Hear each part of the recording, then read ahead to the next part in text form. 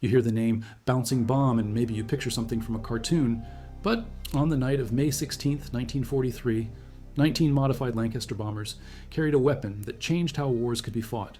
A drum spinning backward at 500 revolutions per minute, dropped from exactly 60 feet at exactly 232 miles per hour, skipping across water like a stone thrown by a giant, sinking against a dam wall, exploding 30 feet under the surface. The Mohne Dam breach measured 77 meters wide and 22 meters deep. 330 million tons of water poured into the Ruhr Valley. Steel production dropped to a quarter of pre-raid levels. At least 1,650 people drowned. 53 airmen never came home. This weapon had one name: upkeep. This is how it flooded Germany's industrial heart.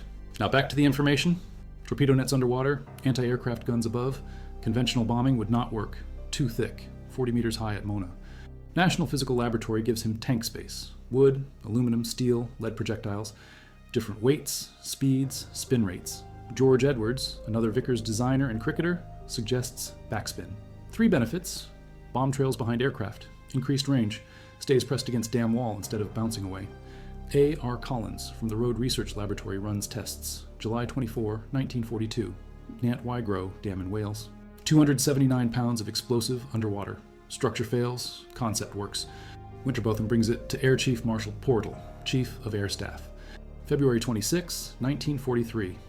Portal overrules Harris, 30 Lancasters. May target date. Peak reservoir levels from snowmelt. Maximum destruction. 8 weeks remaining. Full size. Upkeep does not exist. Lancaster modifications, not done. So they eliminated the sphere. Final dimensions: 60 inches wide, 50 inches diameter. Weight: 9,250 pounds total. 6,600 pounds Torpex explosive. Torpex was torpedo explosive. Longer pulse than standard charges. Better underwater. Detonation: 3 hydrostatic pistols like depth charges, set to fire at 30 feet depth. Belt drive and electric motor in the bomb bay spun the drum backward 500 revolutions per minute before release. Backspin critical. Forward spin makes bomb skip away from target. Backspin makes it grip and roll down dam face to correct depth. Roy Chadwick, Avro chief designer, modified the Lancaster. Bomb bay doors removed completely. Drum hung partially below fuselage in special cradle. Internal armor stripped for weight. Mid-upper dorsal turret removed. Only nose and tail guns remained. Lancaster B, Mark III Special. Angled to converge on water. When beams met in single spot, aircraft at exactly 60 feet. Navigator looked out starboard blister window, saw when lights converged. Simple, visible, reliable. 2 wooden posts on shore at each test reservoir. When posts lined up with dam towers and bomb site, correct distance. For actual mission, they memorized the visual angle. No posts in Germany. Wallis had his weapon. Now he needed crews. 133 airmen total. Volunteers. Derwent in Peak District. Derwent resembles German dams. Curved structure, valley setting, perfect practice ground. Simultaneous operation of spotlights, navigation, evasion, communication, under stress, under fire, and actual mission. The pressure was enormous. 1 American. Commonwealth Brotherhood, all volunteers, all knowing this was dangerous without knowing what it was. Mohne, Eder, Sorpa. The crews saw what they had been training for. The magnitude hit them. These were the most heavily defended structures in Germany, protected by geography, by engineering, by anti-aircraft guns, by torpedo nets. This was not a normal bombing raid. This was surgical. This was suicide for some. This is researched using verified sources. Now back to the information. 19 Lancasters, 3 waves. Formation 1, 9 aircraft, Gibson leading. Target Mohne, then Eder. Formation 2, 5 aircraft. Flight Lieutenant McCarthy. Target Sorpe. Formation 3, 5 reserve aircraft. Takeoff 2 hours later. Groups of 3 at 10-minute intervals. Southern route between Walkern and Skoen. 12:09 a.m., May 17th. Formation, 3 airborne. Formation 2 cut over Vlieland, crossed IJsselmeer, joined Formation 1 near Wesel, south to Sorpe River. Flight Lieutenant Bill Astel. AJB clips power lines. Crash, 7 more dead. 3 aircraft, 21 men, never reached targets. 12:28 a.m., Gibson attacks. Bomb aimer Frederick Spafford. Releases, bomb bounces, explodes short. Structure holds.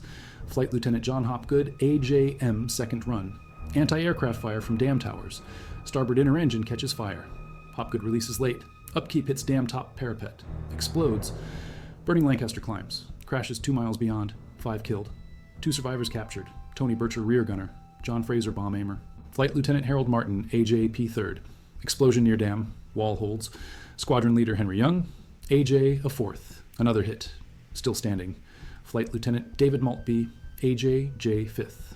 12:56 a.m., Maltby's bomb hits water precisely, bounces, strikes dam, sinks, detonates 30 feet down, Mohne wall cracks, collapses, breach 77 meters wide, 10 meters high at base, water roars, 33 feet high, 15 miles per hour, 330 million tons over 9 hours. He attempts home but crashes near Emmerich, 7 die. 2 aircraft only. Flight Lieutenant Joe McCarthy, AJT 1st, Earth and Dam. Different method, no spinning. Flies along dam crest, not across reservoir. 10 runs for correct approach. Drops bomb, detonates. Crater above waterline, no breach. Flight Sergeant Ken Brown, AJF later. Same result, damage, no breach.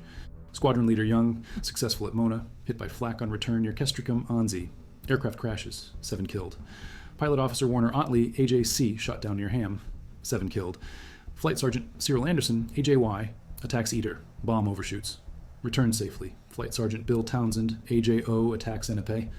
Explosion, no breach, returns. 1 damaged. At least 1,650 civilians died. 70 in Eder Valley.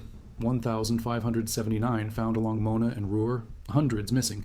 1,026 were foreign prisoners and forced laborers, mainly Soviet. 6,500 cattle and pigs killed. 2 power stations destroyed, 7 damaged. 2 weeks without electricity. Made coal production dropped 400,000 tons. Steel fell to quarter of pre-raid levels. Britain never followed with conventional raids during Reconstruction. Wallace and Harris later expressed frustration. Standard bombs during repairs could have prevented rebuild. Russian impressed. British morale soared. The raid convinced Harris to accept Wallace's earthquake bomb concepts. Tallboy, Grand Slam. These destroyed V weapon sites, submarine pens, turpits, viaducts, bridges. Returned to flying, June 1944. September 19th, master bomber raid on Wright. Mosquito with Navigator Squadron Leader Warwick.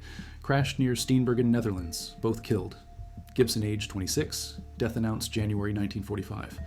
Of 80 chastised survivors, 22 killed in later 617 operations. 10 with other units. 48 survived the war total. Operation Garlic in September 1943. Another attack on the Dortmund-Ems Canal.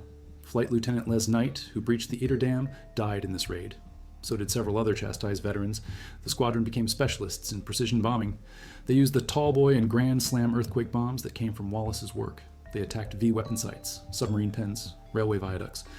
The squadron earned the nickname Dambusters. 60 feet altitude, 232 miles per hour speed, 500 rotations per minute backspin, 400 to 500 yards from target, 60-degree water temperature for optimal bounce characteristics, moonlight for visibility, calm water.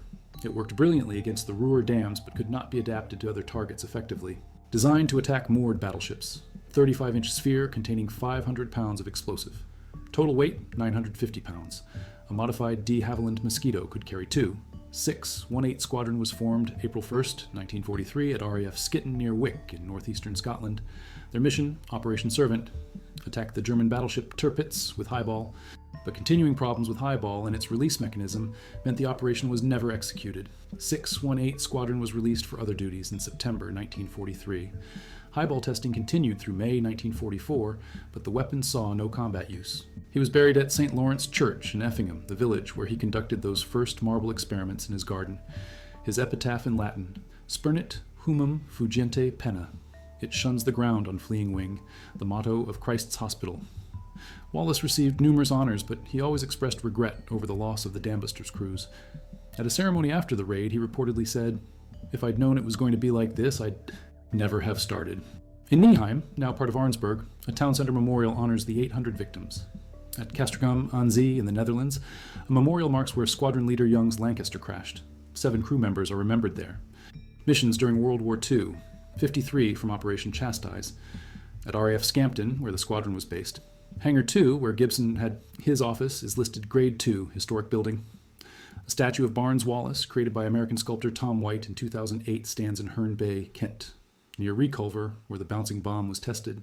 Guy Gibson's book, Enemy Coast Ahead, was published in February 1946. Paul Brickhill's book, The Dam Busters, came out in 1951. The 1955 film The Dam Busters, directed by Michael Anderson, starred Richard Todd as Gibson and Michael Redgrave as Wallace. It became one of Britain's most beloved war films. The film score by Eric Coates, especially the Dam Busters March, is instantly recognizable. The film was Britain's biggest box office success of 1955. A remake was announced in 2006 with Peter Jackson and David Frost as producers, Stephen Fry writing the script, and Christian Rivers directing. Les Munro, the last living Damister pilot at the time, offered to serve as technical advisor. Munro lived from 1919 to 2015.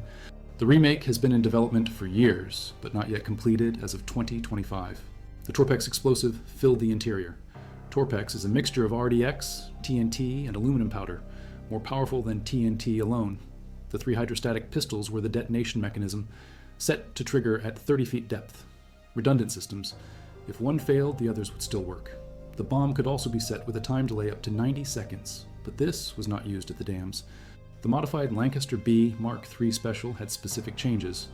Overall length, 69 feet, 6 inches, wingspan 102 feet, height in 3-point position 20 feet, 4 inches, 4 Rolls-Royce Merlin engines, top speed 287 miles per hour, but the upkeep drops required exactly 232 miles per hour, range up to 2,530 miles, crew of 7, pilot. Flight engineer sitting beside the pilot in a folding jump seat, navigator, wireless operator, bomb aimer, who also operated the front turret during the dams mission, rear gunner. The dorsal turret gunner position was eliminated. The gunner was moved to the front turret so the bomb aimer could focus on releasing the upkeep at the precise moment. Engines. The bomb had to reach 500 rotations per minute before release. This took time. The spin-up process started well before the actual bomb drop. The electric motor and belt system added weight and complexity, but were essential. Without the backspin, the weapon would not work. The spherical outer casing would shatter, but the cylindrical core kept bouncing. This led to the decision to eliminate the sphere entirely and use only the cylinder. The final live drop test on May 13, 1943, just 3 days before the mission, used a cylindrical upkeep with Torpex, dropped 5 miles out to sea from Broadstairs, bounced 7 times over 800 yards, sank, detonated underwater. Success? The flood dynamics were brutal. When the Mohne Dam breached, 330 million tons of water escaped in approximately 9 hours. The initial wave was 10 meters high, traveling at 15 miles per hour through the narrow valleys. The wall of water carried massive force. Trees uprooted, buildings ripped from foundations, vehicles tossed, animals swept away. By the time it reached wider floodplains, the wave height decreased, but the volume remained massive. Infrastructure collapsed. Bridges built to withstand normal river flows were swept away by walls of water-carrying debris. Railway embankments eroded, roads vanished, buildings not designed to resist floodloading were crushed or washed off their foundations. Pumping them out took weeks. Production stopped. The Ruhr depended on coal. Factories dependent on that coal reduced output. Power stations, even those not directly damaged by the flood, had fuel supply problems. The cascading effects spread through the industrial region. Water treatment works failed. The drinking water supply for cities was contaminated. Fire services lost water pressure. If the Allies had followed up with conventional bombing while their region was crippled, the damage could have been permanent. They did not. Bomber Command was focused on the strategic bombing campaign against German cities. The opportunity to compound the dam's raid damage was missed. Both Wallis and Harris acknowledged this failure in post-war interviews. East into the Fulda River, then north into the Weser River. The main effect was disrupting waterway navigation. The Weser and Mittelland Canal were major shipping routes. Barges carried industrial materials, coal, steel, ore. When the Eder breach dropped water levels in these canals, shipping stopped. The flood wave itself caused damage, but less than at Mohne, because the Eder Valley was less densely populated and industrialized. 70 deaths versus over 1,500 at Mohne. The military aerodrome at Fritzlar was submerged, but operational impact was minimal. The wave reached Kassel, 35 kilometers from the dam, but had dissipated significantly by then. The Kassel area experienced flooding, but not the catastrophic destruction seen in the Mohne Valley. Earthen dams are harder to breach than concrete gravity dams. The explosive force disperses into the earth instead of creating a clean fracture. McCarthy and Brown's attacks created craters above the waterline, visible damage, but the structural integrity held. The core of the dam remained intact. Water did not escape. If the Sorpe had been breached, the effects would have been even more severe because it held more water than Mohne. But the attack method was wrong for that target. Upkeep was designed for concrete dams with vertical faces, not earthen slopes. Build cofferdams to divert remaining water. Pour new concrete sections, reinforce the entire structure. The fact they completed this by September 23rd, only 4 months after the attack, shows incredible organizational capacity. It also shows how much labor and material Germany still had available in mid-1943. And later in the war, this would not have been possible. 70-meter breach, forced labor from Atlantic Wall construction sites, thousands of workers. The German propaganda machine filmed the reconstruction, showed workers toiling efficiently, presented it as proof of German resilience. But the reality was harsher. Many workers were prisoners, Soviet prisoners of war, forced laborers from occupied territories. Working conditions were brutal. Safety was minimal. The speed of reconstruction came at a human cost that German records minimize. The regulating basin and power stations were finally reinstalled by November 1953. By April 1955, water was flowing over the dam again through 105 vents, each 2.5 meters wide. The water descended from nearly 40 meters height into the regulating basin below. Normal operations resumed. 12,000 pounds. Designed to penetrate deep underground before exploding. Created a camouflage, an underground cavity. When it collapsed, it would bring down everything above. Grand Slam weighed 10 tons, 22,000 pounds. Required a specially modified Lancaster to carry it. These bombs attacked targets Upkeep could not touch. The V3 supergun bunker at Mimoyec, France. V2 rocket launch sites. The submarine pens at Brest, Lorient, Saint-Nazaire. These had reinforced concrete roofs 4.5 meters thick. Tallboy and Grand Slam could crack them. The Valentine U-boat pen roof was blown open by a Grand Slam, the Bielefeld Viaduct, the Arnsberg Railway Viaduct, bridge after bridge, and most famously, the German battleship Tirpitz, hit by tallboys on November 12, 1944, while moored in Tromsø Fjord, Norway. The ship capsized, 900 dead. Vertical concrete, dam faces. The stars had to align. They aligned once at Mohne, once at Eder, never again. A few inert examples were kept for museums and historical study. By September 1943, 618 Squadron was released for other duties. Highball was abandoned. The naval bouncing bomb concept died with it. Used Tallboy and Grand Slam. Attacked V-weapon sites, submarine pens, railway viaducts, bridges. The techniques developed for the dams raid. Low-level navigation, precision bombing, master bomber tactics where Gibson circled directing other aircraft. These became standard for Bomber Command. The legacy was not the bouncing bomb. The legacy was the methods. Vulcan bombers with blue steel nuclear missiles. Tornado GR4s, disbanded March 28, 2014, reformed April 18, 2018 with F-35B Lightning, RAF Marham, RAF and Royal Navy personnel, Queen Elizabeth-class carriers. Motto remains, after me the flood.